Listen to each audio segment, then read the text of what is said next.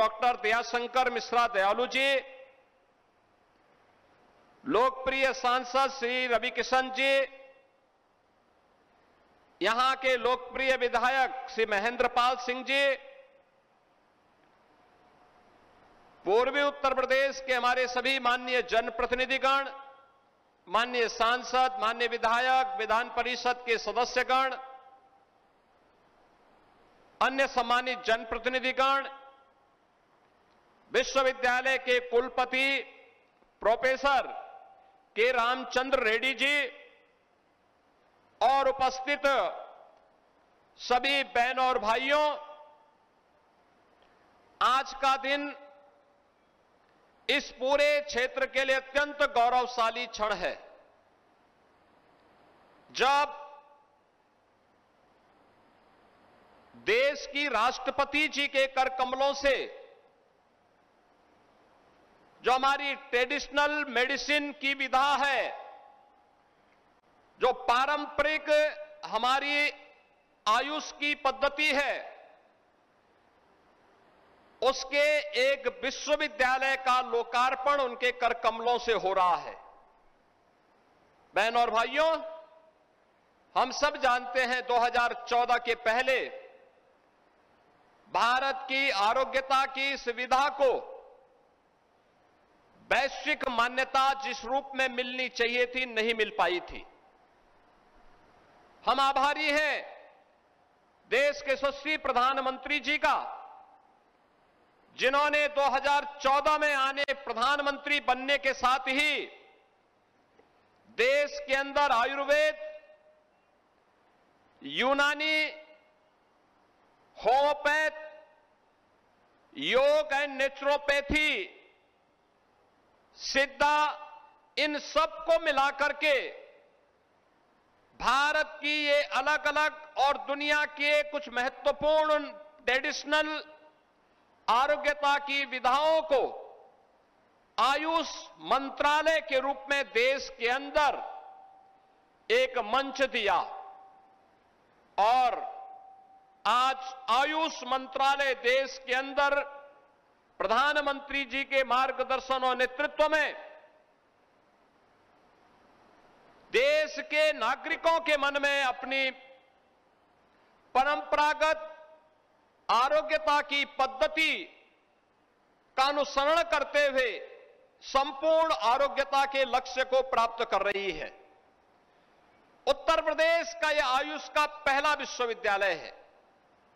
जैसा यहां पर आयुष मंत्री कह रहे थे कि आयुर्वेद, होम्योपैथ, यूनानी और अन्य ऐसी तमाम पद्धतियों से जुड़े हुए कॉलेजेस जो बिखरे हुए थे स्थानीय विश्वविद्यालयों से, जिनकी संबद्धता हुआ करती थी, अब इनकी संबद्धता हम लोगों ने इसी विश्वविद्यालय से कर ली है।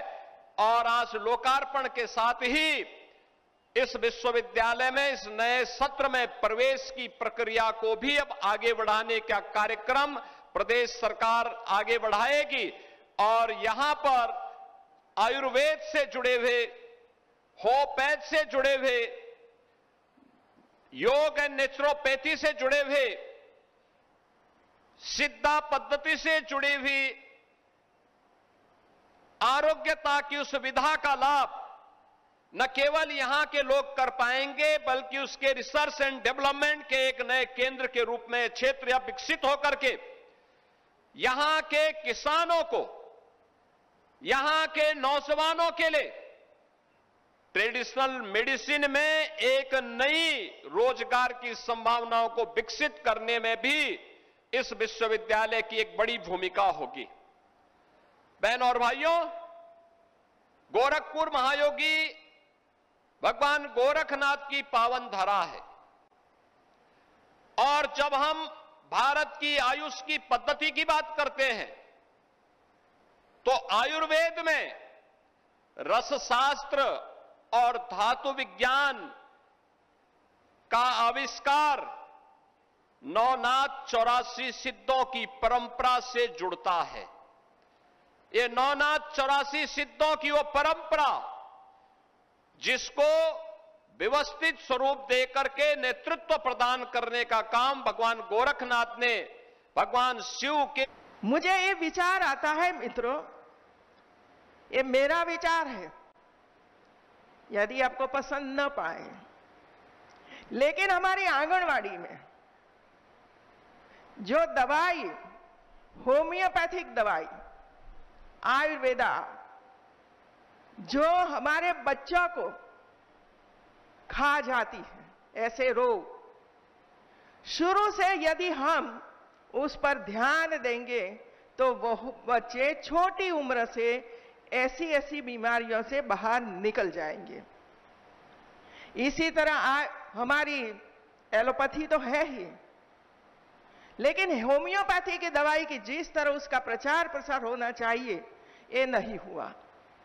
क्योंकि मैं राजभवन में रहती हूं मित्रों, वहां भी 3 प्रकार का डॉक्टर भी है, दवाइयां भी है, काफी मात्रा में दवाइयां है।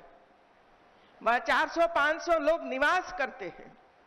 लेकिन जब मैं वो सेंटर पर जाती हूं और रजिस्टर देखती हूं कितने लोग एक महीने में आपके पास दवाई लेने के लिए आए, तो एलोपैथी में 40-50 लोग डेली आते हैं। होम्योपैथी में कितने लोग आए, तो जवाब मुझे मिलता है जो आते हैं उसको देते हैं। क्या बच्चों का दांत आता है उसी समय होम्योपैथी दवा कितनी उत्तम है, ये हमारी माताओं को पता नहीं है। और इसी वजह से ऐसी हॉस्पिटल में या तो दवाई के सेंटर पे जाते नहीं, लेते नहीं। क्या ऐसी दवाइयां हम हमारे आंगनवाड़ी में रख सकते हैं? पेट में दर्द होता है, कृमि होता है, वेट नहीं बढ़ता है, बार बार बीमारी हो जाती है। इसी तरह हमें इस सोचने की अनुरोध मैं डॉक्टरों को करती हूं। तीनों लोग, एक और एलोपैथी बैठे हैं, एक और होम्योपैथी वाले डॉक्टर भी है, आयुष वाले डॉक्टर भी है, इसके आसपास दवाइयों का भरा भंडार है। लेकिन एलोपैथी वाले ये नहीं कहते हैं कि भाई एक कृमि है इसके पेट में है ना, तो सामने वो हॉस्पिटल है, सामने वो दवाई का भंडार है, वहां जाकर वो दवाई ले लो। मैं डॉक्टरों को भी पूछती हूं कि आप क्यों ऐसे करते हो, क्यों उसको सलाह नहीं देते हो? हमारी महिलाएं 30 साल, 35 साल के, 35 साल के बाद जब मेनोपॉज पीरियड शुरू होता है, उसी समय उत्तम दवा ये होम्योपैथिक है मित्रों। क्या महिलाओं को पता है? वो तो डॉक्टरों के पास जाती है, दवाई खाती है, परेशान होती रहती है, और अंत में डॉक्टर ये कहेगा ऑपरेशन करवा दो, तो ऑपरेशन हो जाता है। यदि समय पे कुछ नहीं हुआ तो कैंसर की भोग भी बन जाती है, और कैंसर में ही कैंसल हो जाती है। इसी वजह से आप सबको ये पता है मित्रों कि इतनी अच्छी अच्छी दवाइयां का संशोधन किया है, बनाया है, और सरकारों ने लाखों करोड़ों रुपया खर्च करके ऐसे सेंटरों पर पहुंचाया है। कमी कहीं नहीं है मित्रों। कमी हमारे डॉक्टरों में, समाज सेवियों में, हमारे जनप्रतिनिधियों में। एक कमी होने की वजह से हम इसका प्रचार प्रसार नहीं करते। क्या हम गांव का विजिट करते हैं एक जनप्रतिनिधि के रूप में? क्या जनता को हम नहीं बता सकते हैं कि ऐसी ऐसी दवाई है? हमारे प्रधानमंत्री और हमारे योगी जी चिंता करें, श्री अन्न की चिंता करें, व्यंजन खाओ, ये करो, ये करो। आयुष्मान योजना आपके तक पहुंचाने का प्रयास हो, उसका कार्ड मिले जिसकी वजह से ज्यादा बोझ आप पर न पड़े। यदि हम शुरू से प्रेग्नेंट वुमन से काम की शुरुआत करेंगे तो मैं मानती हूं कि भारत सरकार और राज्य सरकार का आधा बजट कम हो जाएगा मित्रों। प्रेग्नेंट वुमन को भी क्या जरूरी है उसी समय? जांच तो होती रहती है हर महीने, लेकिन जांच में क्या आता है, उसको क्या जरूरत है उसी समय? ये तीनों डॉक्टरों की जरूरत है कि उसको ये सलाह दीजिए और वहां दवाई रखिए, जिसकी वजह से हमारी आंगनवाड़ी कार्यकर्त्री और आशा वर्कर ये काम कर दे। मित्रों, समय पे दवा बच्चों को दे दे। पाचन क्रिया नहीं होती है, डायरिया हो जाता है, गर्मी में कुछ बीमार हो जाते हैं, उसी समय भी हम कहते हैं कि नींबू पानी पियो, ये पियो, ये पियो, लेकिन अपने घरों तक ही सीमित रह जाता है। मित्रों, आज का ये प्रसंग ये है मित्रों कि आयुर्वेद का इतना बड़ा सेंटर ये पूर्वांचल विस्तार में शुरू हो रहा है और पूर्वांचल विस्तार वैसे ही गरीबाई से पीड़ित है मित्रों, और इसी वजह से इसका सबसे लाभ आप सब लोगों को उठाना चाहिए और जो भी मार्गदर्शन मिले ये सहर्ष स्वीकार करके अपने अपने तरीके से अपने खेतों में। मैं यहाँ एक बातें कहना चाहूंगी। मैं जो जनसेवा में अपने कदम बढ़ाई, मुझे कुछ लोग बताए आपको अथक सेवाधारी बनना है। अथक मीन्स जनसेवा में थकना मना है, आप थक नहीं सकते, दिन रात आपको परिश्रम करना पड़ेगा। आपको निद्राजीत बनना है। मैंने बोली निद्राजीत बनने के लिए डॉक्टर कहते हैं कि आपको 6 या 8 घंटा आपको काम करना पड़ेगा, सोना पड़ेगा, नहीं तो आपकी बॉडी आपको साथ नहीं देगा। लेकिन योगी आदित्यनाथ, आदरणीय मुख्यमंत्री जैसी एक जोगी लोग कहते हैं नहीं, निद्रा को जय करने के लिए आपको और अपने को सशक्त बनाने के लिए, फिजिकली और मेंटली सशक्त बनाने के लिए आपको योग करना होगा। योग करने से 8 घंटा का जो नींद आपको 3 घंटे में ही पूरा होगा।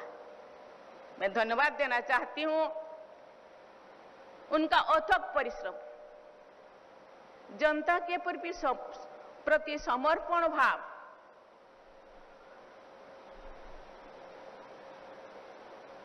मैं आज इस एरिया में बहुत सारे इंफ्रास्ट्रक्चर सुविधाएं, चाहे स्वास्थ्य हो, चाहे शिक्षा हो, चाहे कृषि हो, हर क्षेत्रों में जनता को समर्पित है।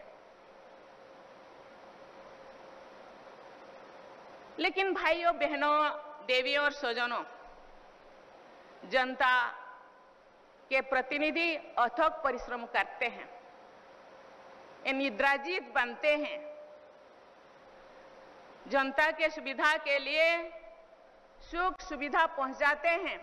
लेकिन जिन इंस्टीट्यूट को, जिन संस्था को वो बना रहे हैं, उधर के जो अधिकारी, डॉक्टर्स या नर्स,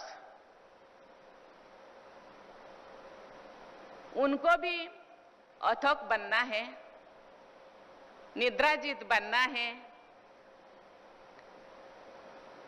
और जनता का सेवा करना है। ये जिस दिन इस क्षेत्र में कदम रखने के लिए मनस्थ करते हैं, चिंतित करते